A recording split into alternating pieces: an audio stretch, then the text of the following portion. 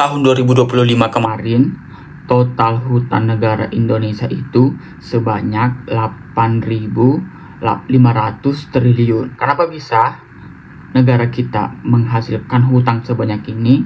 Jadi, kita harus menghitung terlebih dahulu total pendapatan negara selama 1 tahun itu ada berapa. Pendapatan utama negara kita itu dari penerimaan pajak. Pada tahun 2025, total pendapatan negara sebanyak 2.800 triliun. Jadi sumber-sumber pendapatan ini itu berasal dari PNBP atau penerimaan negara bukan pajak, bea cukai, pajak, mengelola sumber daya alam, dan penerimaan hibah dari pihak luar. Untuk rinciannya, sebanyak 82% pendapatan negara kita itu bersumber dari perpajakan, termasuk PPh badan atau pajak penghasilan. Jadi ketika kita seorang karyawan, pegawai, PNS, atau pekerja-pekerja dalam naungan perusahaan, setiap kita gajian kan itu ada potongan PPh.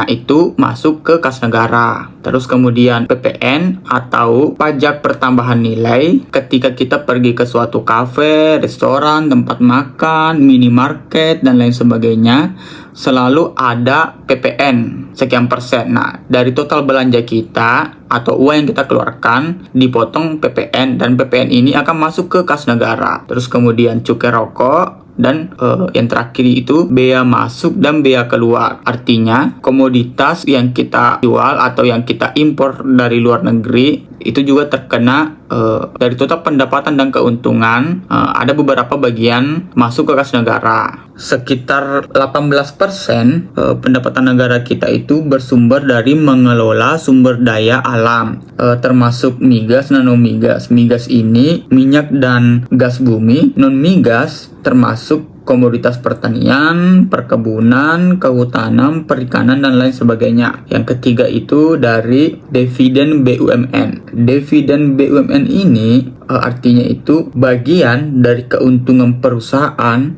yang dibagikan kepada para pemegang saham.